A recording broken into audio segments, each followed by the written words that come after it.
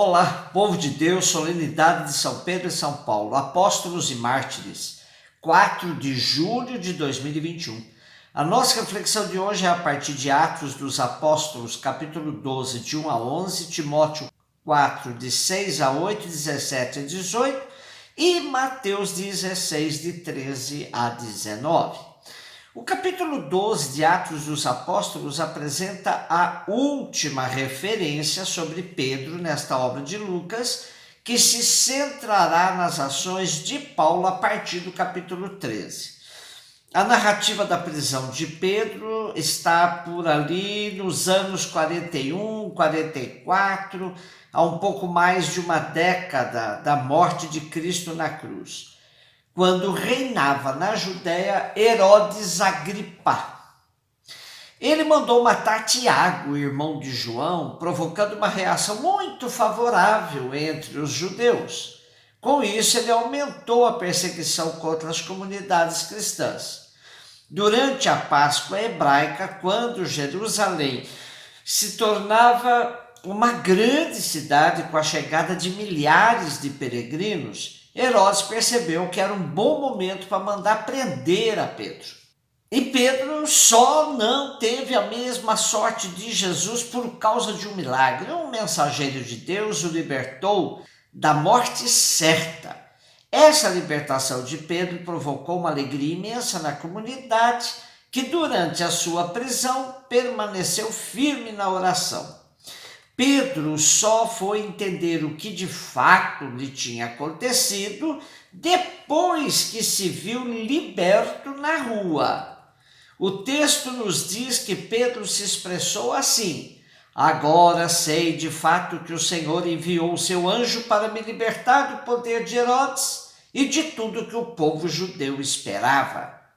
Ao mesmo tempo que ele reconhece que a perseguição contra ele e os cristãos vem de Herodes e dos judeus, a libertação vem de Deus, que não abandona a comunidade cristã em nenhum momento. Timóteo 4. O autor da carta a Timóteo teve acesso ao testamento de Paulo e aqui temos uma pequena parte, uma síntese dos sentimentos do apóstolo que pressente a sua morte. Há outros textos paulinos onde ele reclama do abandono e diz que somente não se sentiu só porque Deus nunca o abandonou. Por isso, tem a consciência tranquila da missão realizada. Isso é muito importante porque o liberta de um possível espírito de vítima. E numa linguagem militar, nós temos a frase lapidar do apóstolo: combati o bom combate, completei a corrida, guardei a fé. E tendo a convicção de ter completado a sua missão, vislumbra o reino como sua nova pátria. Mateus 16, 13, 19. Naquele tempo Jesus foi à região de Cesareia de Filipe, e ali perguntou aos seus discípulos: quem dizem os homens ser o Filho do Homem? Eles responderam: alguns dizem que é João Batista, outros que é Elias, outros ainda que é Jeremias, ou algum dos profetas. Então Jesus lhes perguntou: e vós, quem dizeis que eu sou?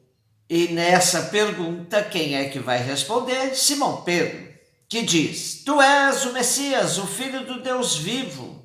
Respondendo, Jesus lhe diz: feliz és tu, Simão, filho de Jonas, porque não foi um ser humano que te revelou isso, mas o meu Pai que está no céu. Por isso eu te digo que tu és Pedro, sobre esta pedra construirei a minha igreja, e o poder do inferno nunca poderá vencê-la. Eu te darei as chaves do reino dos céus. Tudo que tu ligares na terra será ligado nos céus, tudo que tu desligares na terra será desligado nos céus. Quando repetimos em uma assembleia eclesial a pergunta feita por Jesus aos discípulos: e vós, quem dizeis que eu sou? Quem é Jesus Cristo para vocês? As respostas saem rapidamente. É meu Salvador, meu Redentor, é o Filho de Deus, e uma dezena de respostas que a tradição cristã passou por meio da sua catequese ao povo. Porém, essa pergunta feita por Jesus é muito mais existencial e decisiva na vida de quem crê. Responder somente com a doutrina não alcança a profundidade da pergunta.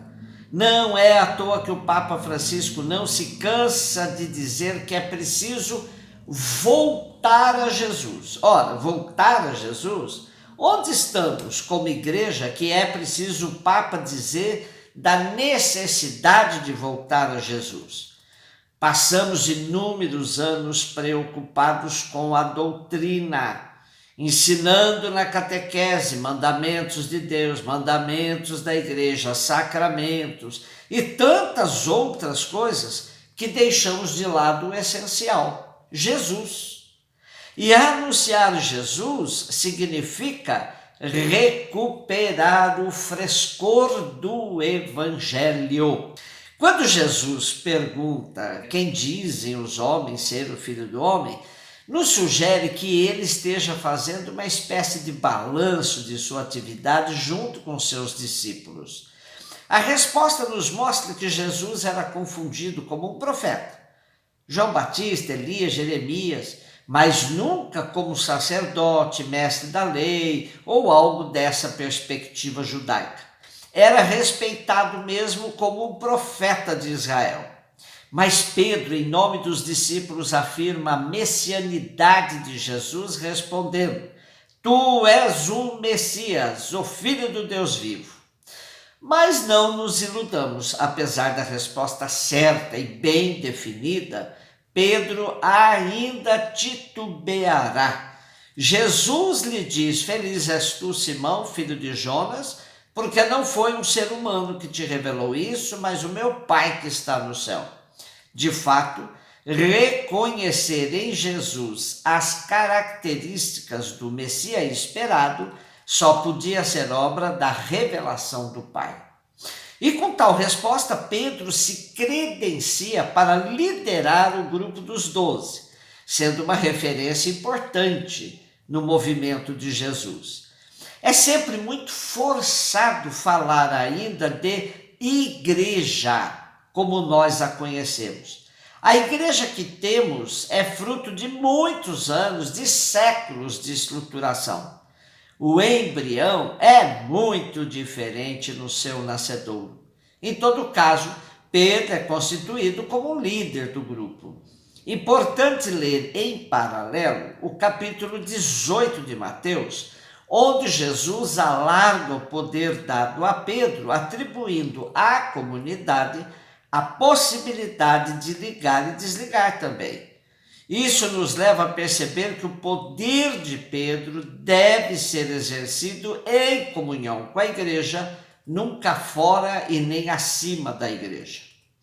O prefácio da solenidade de hoje, onde fazemos memória de Pedro e Paulo, sintetiza bem a importância dos dois para a igreja. Diz assim: Hoje vós nos concedeis a alegria de festejar os apóstolos São Pedro e São Paulo. Pedro, o primeiro a proclamar a fé, fundou a igreja primitiva sobre a herança de Israel. Paulo, mestre e doutor das nações, anunciou-lhes o evangelho da salvação. Por diferentes meios, os dois congregaram a única família de Cristo e, unidos pela coroa do martírio, recebem hoje por toda a terra igual veneração. Unindo esses dois apóstolos tão importantes para a igreja numa única solenidade, temos a indicação de que a igreja precisa sim de uma organização mínima, inspirada em Pedro. Não necessariamente como temos hoje a igreja, com essa estrutura toda. E também precisamos do fervor missionário inspirado em Paulo. O equilíbrio entre os dois modelos é que mantém a igreja ao longo dos séculos. O Papa Francisco hoje estimula mais uma igreja em saída missionária que uma igreja fechada em si mesma. Os dois polos, para dentro e para fora, continuam dando o ritmo e o dinamismo que a igreja precisa para continuar a sua missão no mundo. Um beijo no seu coração.